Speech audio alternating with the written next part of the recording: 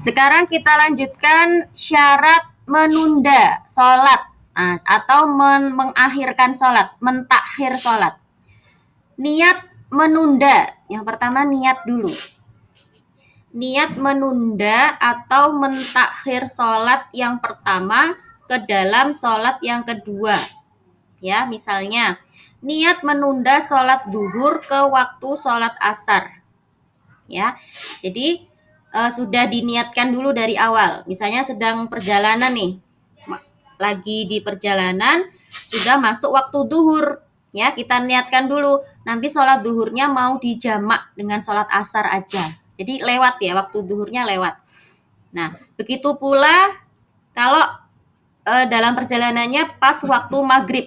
Ya, sudah masuk waktu maghrib, kita lagi di jalan. Ya, kita niatkan dulu nanti sholat maghribnya mau dijamak ke sholat isya. Jadi nanti sholat maghribnya dilakukan di waktu sholat isya. Tuh, yang pertama niat dulu, harus diniatkan dulu untuk mentakhirkan sholatnya. Kemudian syarat yang kedua, tetap harus masih dalam keadaan musafir, ya, masih harus di jalan. Ya, nggak boleh sudah sampai tujuan itu berarti nggak boleh, harus masih dalam keadaan musafir. Nah, kemudian kita lanjutkan dengan sholat di atas kendaraan. Nah, kalau tadi kan sholat dengan cara dijamak atau dikosor. Nah, sekarang bagaimana caranya kalau sholat di atas kendaraan? Pada asalnya, sholat wajib itu nggak boleh dikerjakan di atas kendaraan. Ya, aslinya itu nggak boleh sholat wajib dikerjakan di atas kendaraan. Ya, hendaknya dikerjakan dengan turun dari kendaraan sebagaimana yang pernah dilakukan oleh Nabi Muhammad, kecuali dalam keadaan terpaksa. Misalnya khawatir waktunya habis, waktu sholatnya habis. Nah, dalam hadis yang diriwayatkan oleh Bukhari, ya, artinya adalah Nabi Shallallahu Alaihi Wasallam sholat sunnah di atas kendaraannya ke arah timur. Apabila beliau hendak sholat wajib, maka beliau turun dari kendaraan kemudian menghadap kiblat. Nah, jadi Nabi Muhammad sholat di atas kendaraan itu sholatnya sholat sunnah, bukan sholat wajib. Ya, kalau sholat wajib beliau turun dan menghadap kiblat. Ya, turun dari kendaraannya, kemudian berdiri menghadap kiblat dan melakukan sholat. Nah, kalau sholat sunnah itu baru boleh dilakukan di kendaraan, gitu ya. Jadi, kalau kita lagi dalam perjalanan, kita mau sholat wajib, sebaiknya apa? Turun. Sebaiknya turun dari kendaraan. Kalau di mobil, gampang ya. Tinggal cari rest area atau cari masjid, sholat dulu. Ya, kalau di pesawat misalnya, kalau di pesawat karena nggak mungkin turun dan misalnya itu penerbangannya panjang, ya mau nggak mau kita harus sholat di atas pesawat. Ya, kalau terpaksa itu boleh. Ya, kalau tidak memungkinkan untuk sholat turun dari kendaraan itu boleh. Nah, bagaimana caranya? Adapun tata cara sholat di atas kendaraan, baik itu pesawat, bis, kereta, atau kapal adalah sebagai berikut. Yang pertama, hendaklah sholat dengan berdiri menghadap kiblat apabila mampu. Jika tidak, maka sholatlah dengan duduk dan berisyarat ketika ruku dan sujud. Rasulullah pernah ditanya tentang sholat di atas perahu. Beliau menjawab, sholatlah dengan berdiri, kecuali apabila kamu takut tenggelam. Ya, jadi syaratnya yang pertama itu kalau bisa harus berdiri dan menghadap kiblat. Tapi kalau keadaannya tidak memungkinkan, ya seperti misalnya di atas kapal atau di atas pesawat, kita nggak tahu arah kiblatnya kemana dan hanya bisa duduk, ya itu baru boleh, ya karena apa? Karena kondisinya terpaksa. Dalam kondisi darurat itu boleh.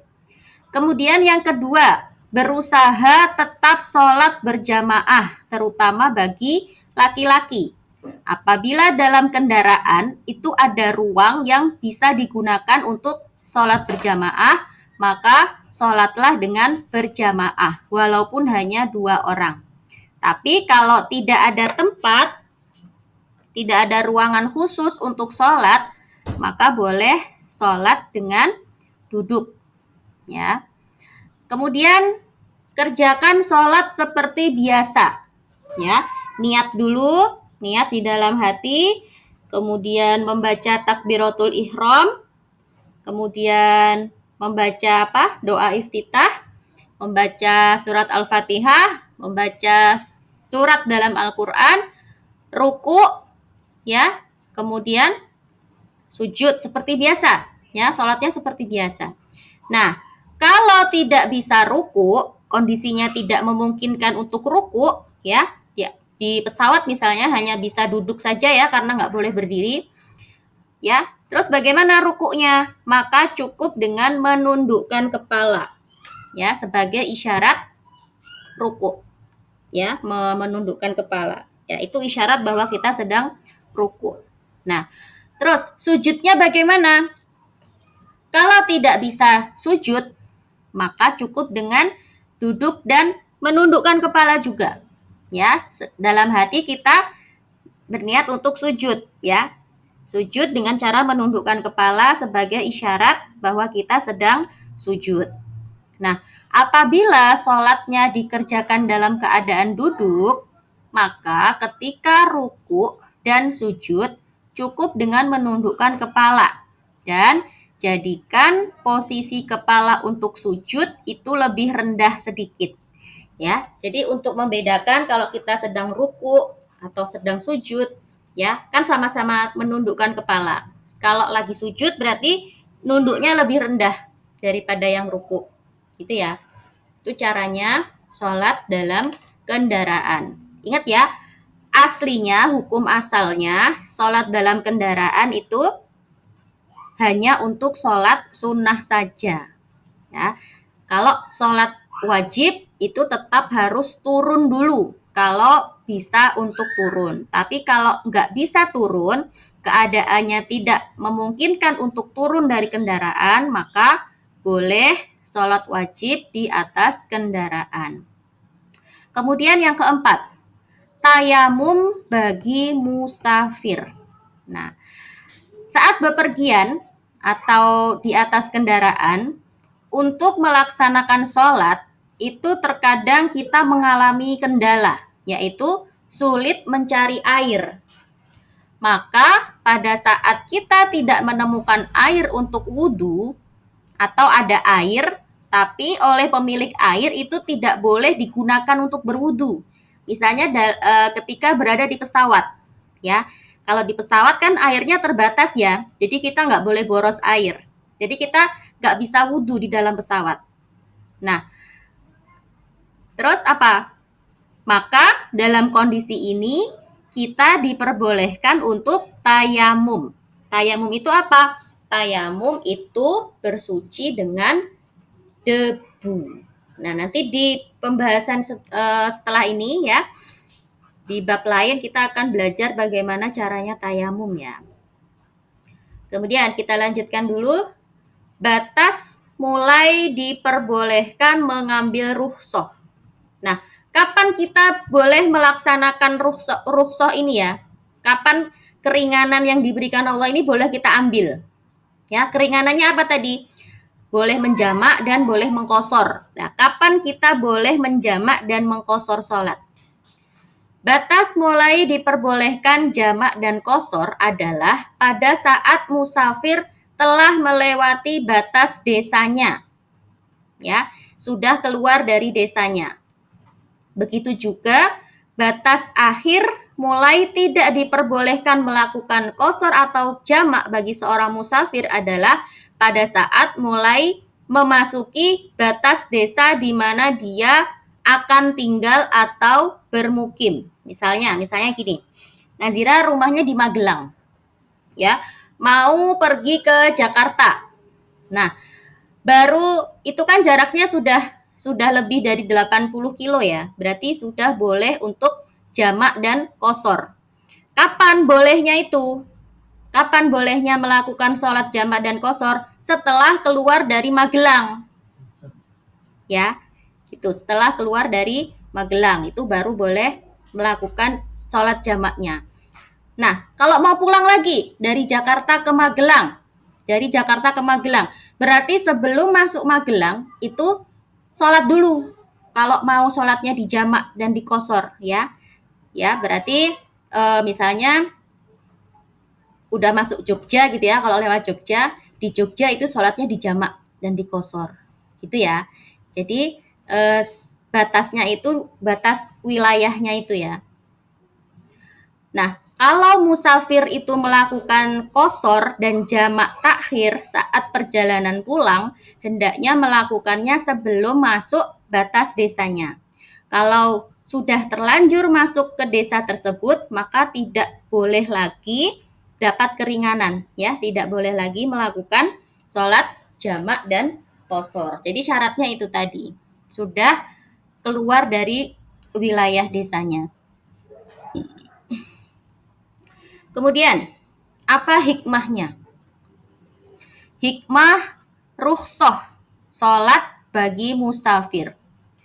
Nah, adanya rukhsah atau keringanan itu merupakan bagian dari kasih sayang Allah pada hambanya.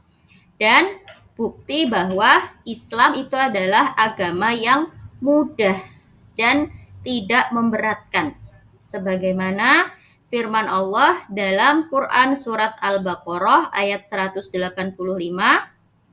yang artinya Allah menghendaki kemudahan bagimu dan tidak menghendaki kesukaran bagimu.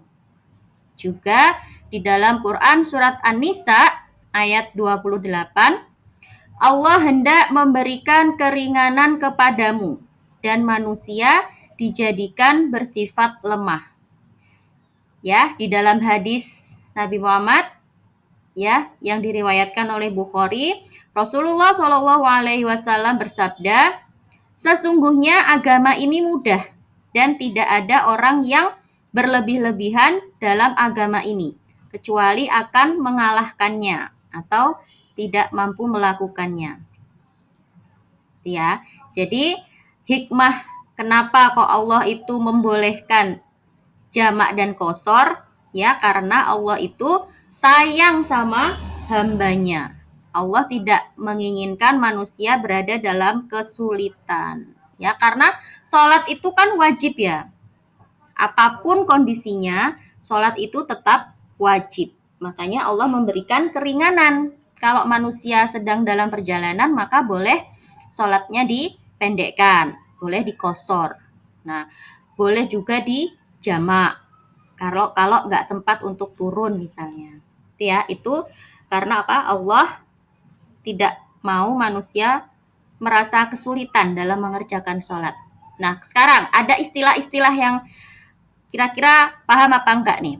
Kamus mini, safar artinya apa? Safar artinya melakukan perjalanan. Musafir artinya apa? Orang yang dalam perjalanan, orang yang sedang bepergian jauh dan kiranya tidak mampu melewati waktu-waktu sholat dengan pasti. Musafir, ya, orang yang bepergian jauh. Kalau perginya cuma mau ke pasar gitu berarti bukan musafir ya. Perginya mau ke sekolah itu bukan musafir ya. Kemudian ada lagi kata-kata ini, rukhsah. Apa artinya? Rukhsah. Rukhsah itu adalah keringanan atau hukum yang merubah kesulitan menjadi kemudahan.